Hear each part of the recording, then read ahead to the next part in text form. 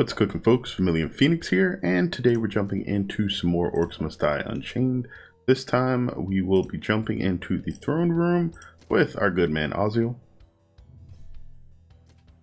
And the throne room is a map that has undergone a number of different changes throughout the Orcs Must Die development process, all the way from the early stages of beta up till now. It actually is very interesting, the number of changes and the way that people play this map has differed over that period of time, just because of all the individual changes to the pathing and then the minions and how it all sort of fits together. Interestingly enough, fire traps actually work pretty well here, which you probably wouldn't think, because it heavily features fire elementals. And even in Urza. So you'll want to be aware of that, but it's not something that you have to pay too much attention to. If you set up your pathing right, you can take advantage of environmental kills, physics traps, and a lot of very nice things that will just deal a ton of damage and really not leave you any worse for the wear. That said, there's very little trap space around this area with these sort of rings in the center of the stage. As far as the ceilings go, you can't really use anything out here. There's some ceiling space here, and if you choose to go through the kitchen, you get a lot of ceiling space there. That's really your only space for ceilings though, so you have to be careful about that. That said, I am going to take a couple of things that will make this significantly easier.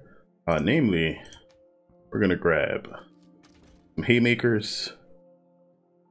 I'm going to drop the overload trap. We're definitely going to keep the Spitfire wall. And you could use one other wall trap. Now, there's a few things that you can try to do here. If you want to use push traps, you get to take advantage of physics. You could also use something like the spike wall that also would take good advantage of the physics, but it would only really be useful right here. For the survival part of this, I do like to take the grinder and pair it with the Spitfire wall, so you get to get some really solid damage off by doing it that way. And then I'm going to take the fire and physical discounts.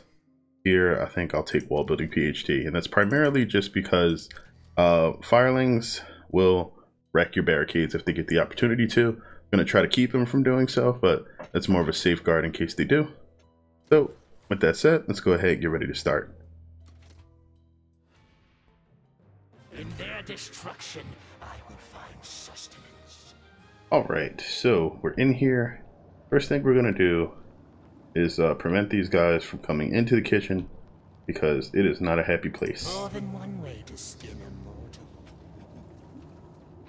That will force them to double back at some point if they try to go through there, which I'm completely okay with. Then This will do. we're going to point some Bernie stuff outside, because that will prevent them from Is this what I'm reduced to? Setting traps. doing too much that we'll have to actually worry about. Then we're going to set another one right here. Setting traps. Eventually we'll block this area off as well, but for now that should be more than enough.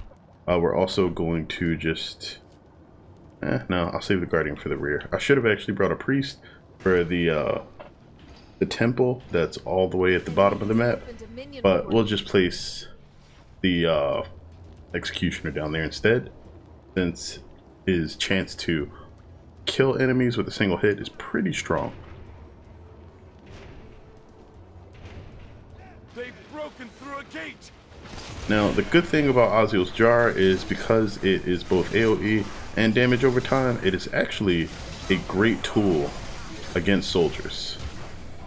May not seem like it, but also being able to bring... Probably was spent way too early. Being able to bring the firewall bracers is also really good against them. And then of course that all stacks with our handy dandy fire traps in the first place. So it's just a lot of good things going on.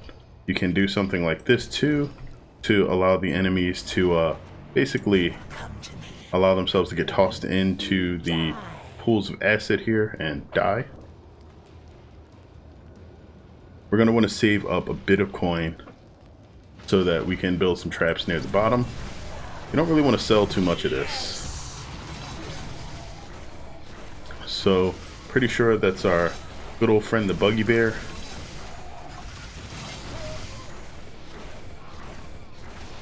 Here to start his sequel, Buggy Bear 2 and the Electric Boogaloo. Full of bugs. So I'm not sure if his behavior actually was changed significantly in the last patch.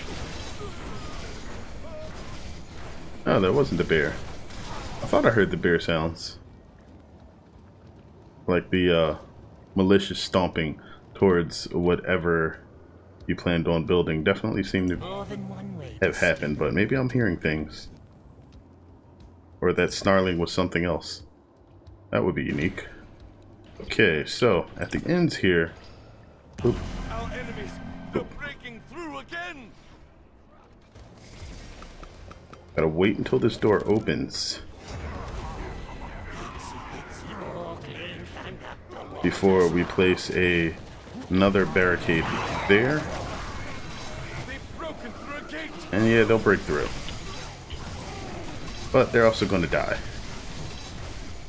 Now the good thing about Oziel and his ability to kite is that you can basically wreck things from really far away via his ooh, that died pretty hard. And poof. There we go. And so you get a nice conga line of destruction. Whoa, how'd you get through? Let me nick you in the arm. There we go. And that's why you want a guardian back here. But of course, this wastes quite a bit of time, and the main issue is that I haven't built out what I need. I can actually just let you guys go ahead back here yet. So with all of that happening, I want to kind of funnel these guys. And eventually we're going to build a few more fire traps back there, which will help with just making sure that everything dies pretty hard and all of the pathing that we're going to have over here. Now you could also put a few of these up. That will help anytime you are dealing with bosses or mercenaries. 2 should be enough to handle most things. If you want, you know, instant kills, you could probably place like 4. And they'll basically be dead before they get to take a couple of steps. Alright. See if I can get this Hail Mary down. Nope. No Kobe today.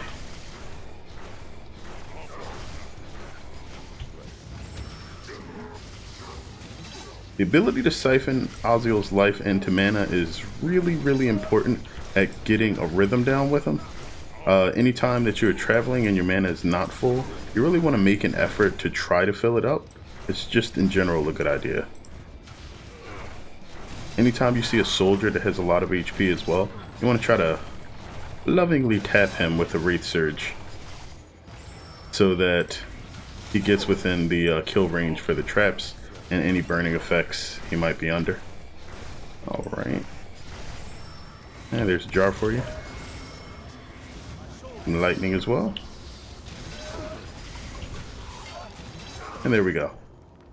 Okay, let's beef this up so it stops wasting so much of my time.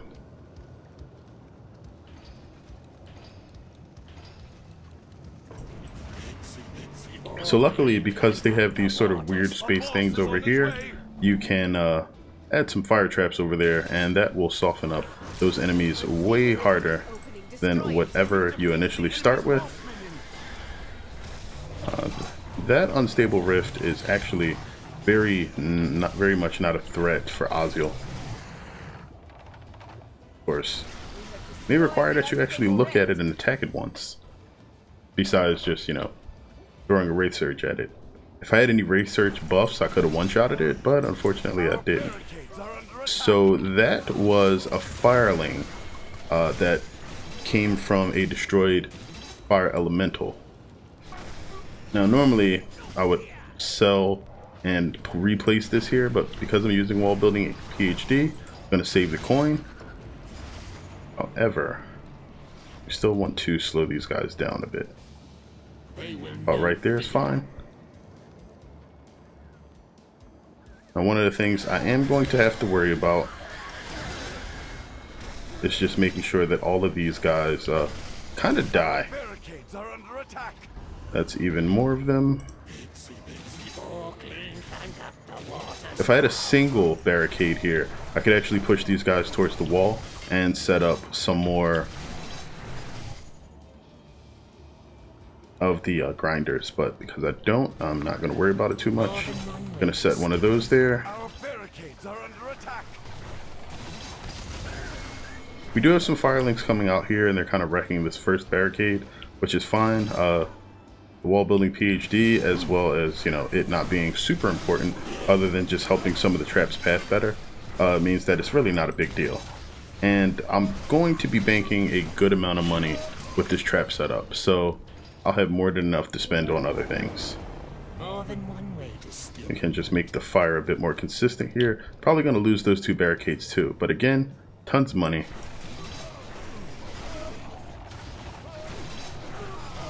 And keep in mind, any enemy that can be hit with physics can be forced to take a ton of additional damage.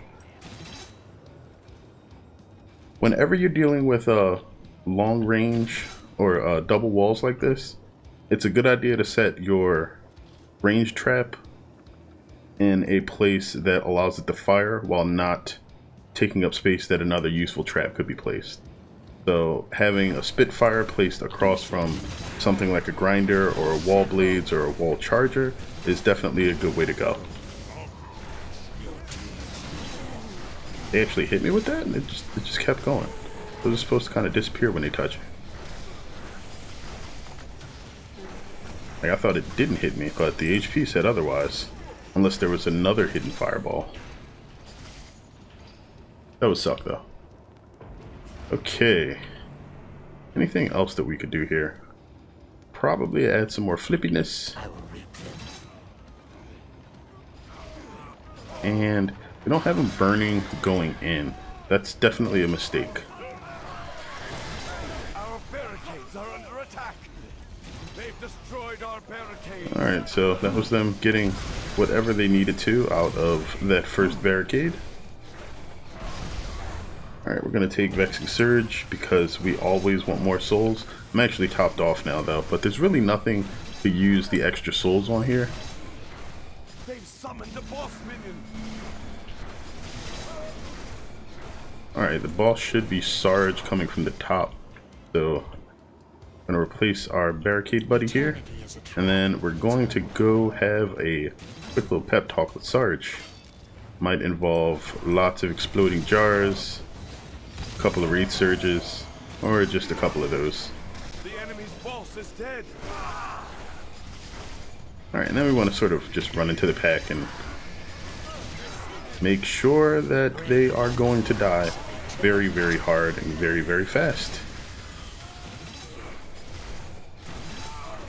Now, Oziel actually isn't too great as far as most of his abilities goes against soldiers, because other than the jar, the rest of his abilities don't benefit him too much versus them. Our barricades are under attack. These guys are just going to eat your barricades here, which is okay, because that means that them focusing on the barricades prevents them from going anywhere near you. Our barricades are under attack. The boss minion has entered the battlefield. And I might lose that one too. Just a ton of firelings in one place. Always bad for barricades. Destroyed our barricades.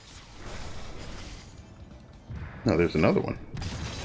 Not anymore, there isn't. Was not destroyed. Oh no. Minions incoming. They've destroyed our barricades. So that's happened a few times where I've had an unstable rift spawn, and I guess there were some other sounds where I didn't hear that the unstable rift was actually coming.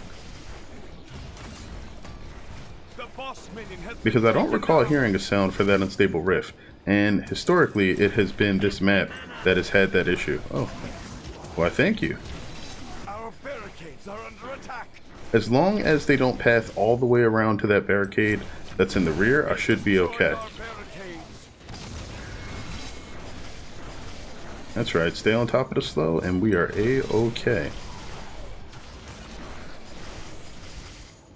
No. So yeah, when you happen to have a conservative set of traps here, you can replace a lot of these barricades and basically protect yourself against the ridiculousness of all of the fire fiends and friends that will be coming through. Well, not really fire fiends, just fire elementals. Of course, if you don't want to path enemies into wall traps in those early sections, you don't have to use barricades there at all. You can just let them path down here and use physics traps to knock them into this pool of death here. Lovely. This will be useful.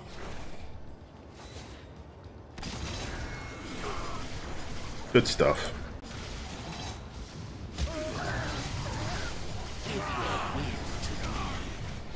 So the good thing about Oziel is that as long as you aren't taking a ton of damage, you can actually just afford to take a few hits in combat and then just retreat while attacking to replenish your health. So loss of health isn't too big of a deal for him.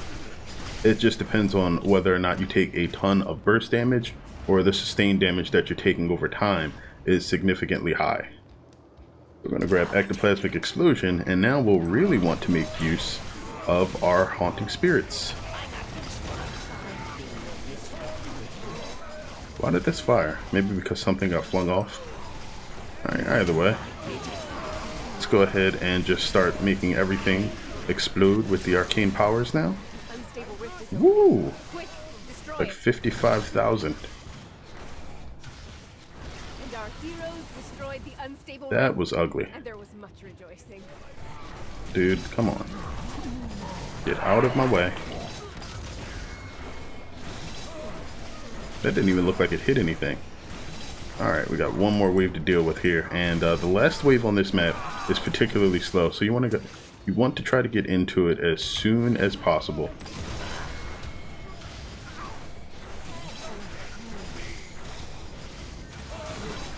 The guy like just appeared in front of me. It didn't even look like he walked down the stairs.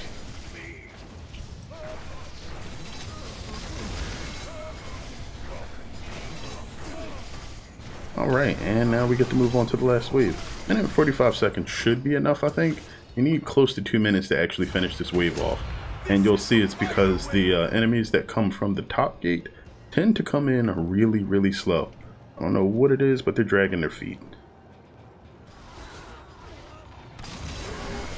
That explosion seemed a little delayed. Barricades are under attack. Of course, archers.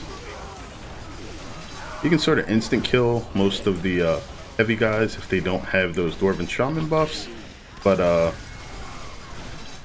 guess that's because my level is particularly high. But Wraith Surge in general does a very, very solidly high amount of damage.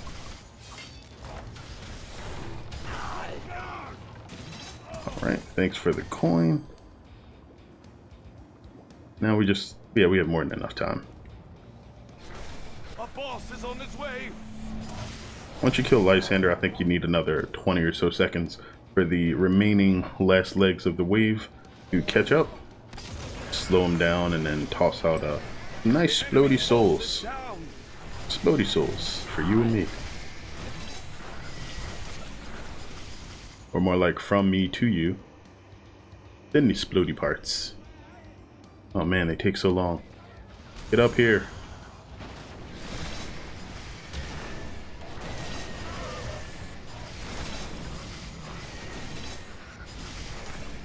Of course we will. And there we go. I always will.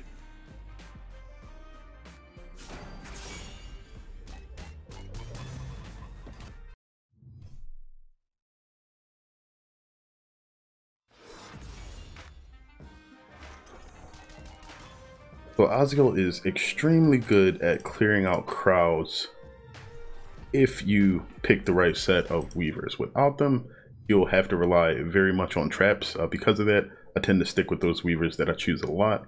But next we're on to the restricted section, and this is a map that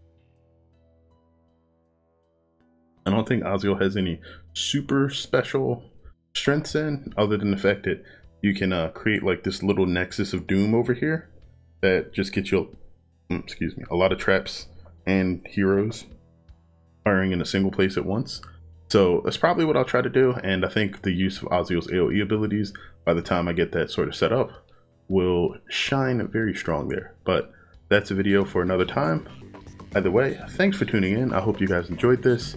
Let me know what you think of the hero in the comments, or if you have any questions about him. And as always, until next time, have a good one, folks.